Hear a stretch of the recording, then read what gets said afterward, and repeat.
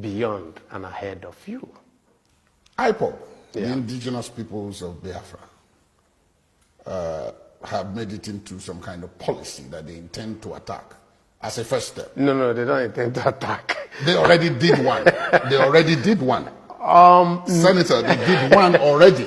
Oh, well, is that what you mean? No, what they said is that... No, where I'm going is this. Yeah, no, where I'm going is this. Let me get where you're going. Yes, they said that even though they did the first before they now announced it as a policy, maybe in order to keep the element of surprise, they attacked Deputy Senate President, your colleague, Ike Ekweremadu, in Nuremberg, in Germany.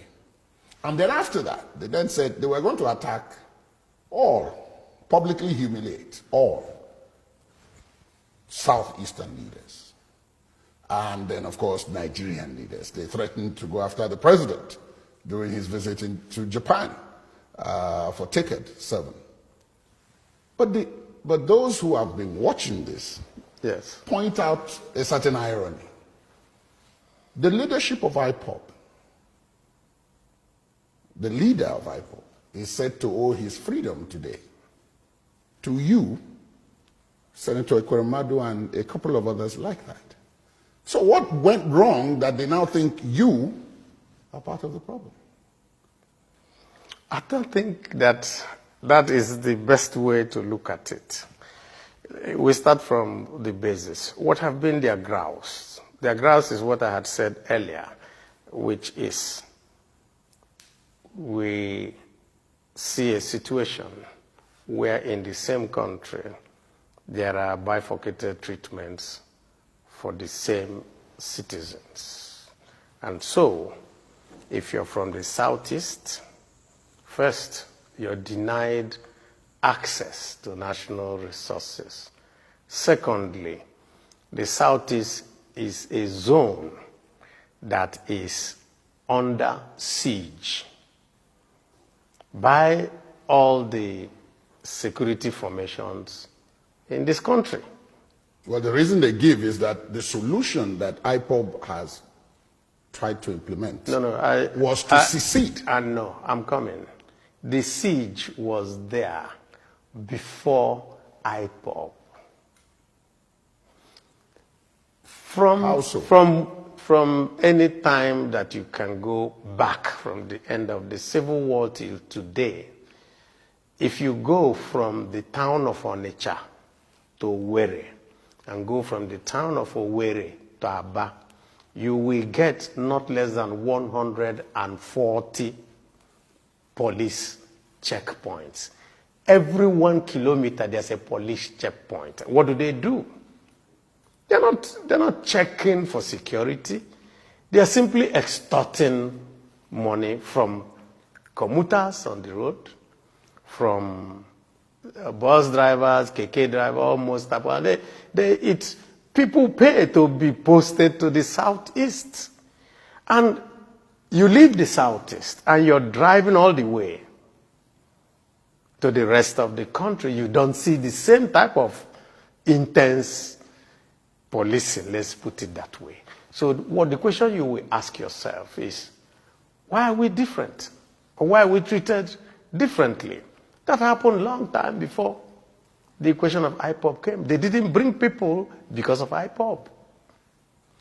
It is the fact that all these things had happened, that there was a deliberate policy to cripple all the ports in the Southeast region, Port Harcourt, Calabar, Warri, all those ones. None of them is working. You will have to take everything to Lagos. And so you're an importer in Onitsha. You must go to Lagos. The shortest one to you is Warri, actually, before even Port Harcourt, One, all those ones. Why? You can't have a ship pass through there. Why? No dredging. Why is there no dredging? Federal government policy, no contracts for it. So you ask yourself, if this is like this way, then that means that there is a deliberate policy to keep us down or something. And so, what is the reaction? Two ways. You appeal or you fight. And so, you have two sets of people in the Southeast now. Those who want to, let's continue talking, let's see how we can resolve this issue. And then those who say, no, we're already down and out. What else does it take? Let us all die. And, the federal government just turns a blind eye. And I continue to say, and I have sat on the floor of the Senate and I've said it, why has this federal government not ever opened their mouth to say that the herdsmen are terrorists? Why? Why would this federal government not ever agree that all those people who are carrying AK-47s are killing people are terrorists? Yet, it was so easy to quickly go to court to get an injunction and declare IPOB terrorists. That means that in the mindset of those who are running this country today, they see some people as their enemies. They have not come out of the Civil War. 50-something years later, they are still fighting the Civil War. And so what they do today is that they come and call us. I'm a politician. I'm one of those who are seen as, and say, oh, don't worry. If you just be with us, we will make you president. And they think they are talking to fools. And they tell us, oh, don't worry. This is time for Igbo president. No Igbo man wants a president. What we want is that you restructure this country so that me and you, Ladi, we are seen as citizens. So that if I carry an AK-47, you jail me. It's not if I carry a flag, you jail me, and then I carry an AK-47, you say, leave him, he's our brother coming from Burkina Faso.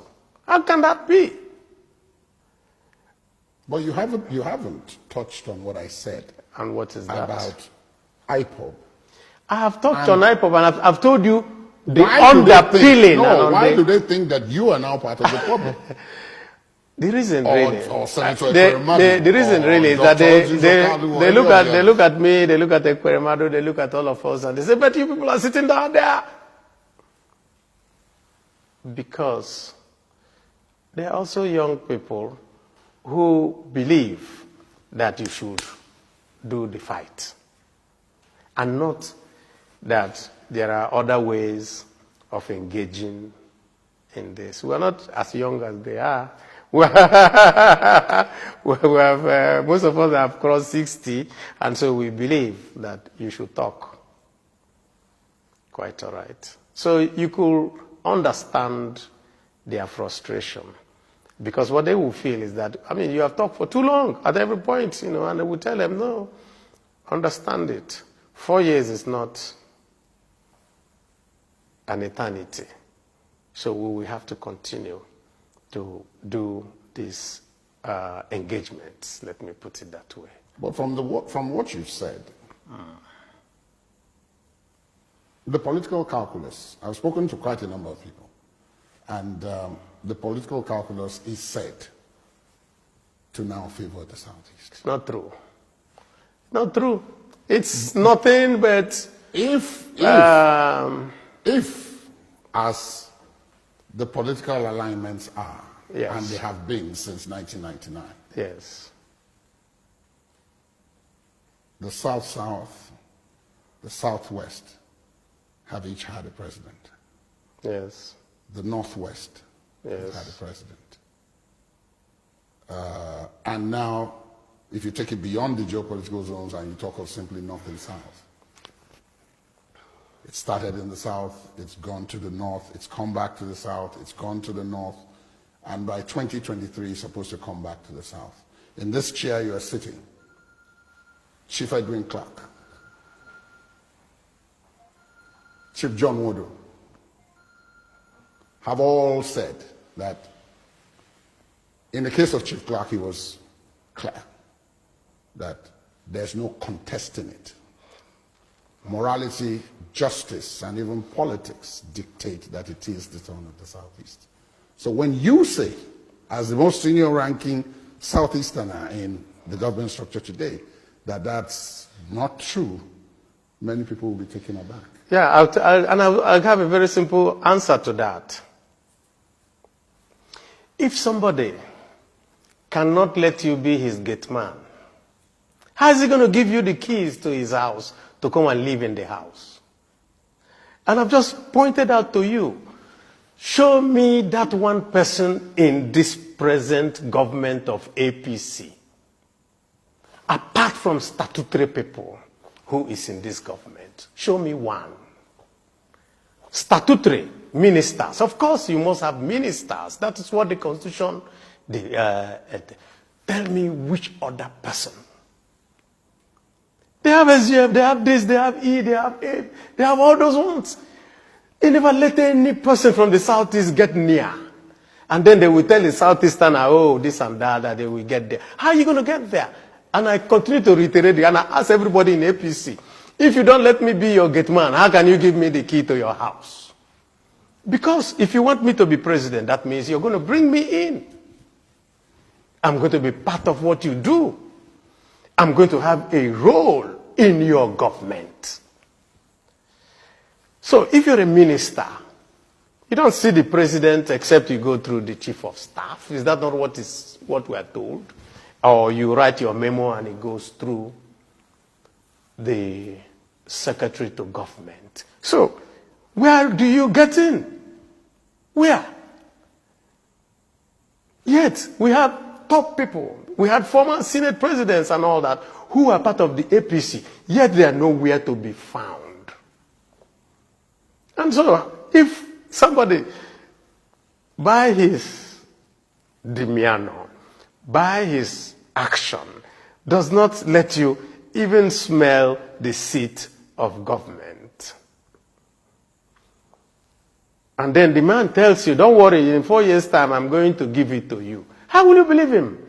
That means you're not thinking. So, and that's why I'm saying that those of us who have seen all this, we are saying, it really doesn't matter what you tell me. Because what you tell me is not what is happening. We want that we do devolution of powers, we change the revenue formula, we make sure that part of the revenue formula is, the criteria is changed so that you can move things away. That population plays a part and no longer land mass and all that. Those are the things that we need to do for us to know that we are having a viable union. Senator Abaribe, thank you My so pleasure. much. Thank you very much. My pleasure. Thank you very much. Thank you.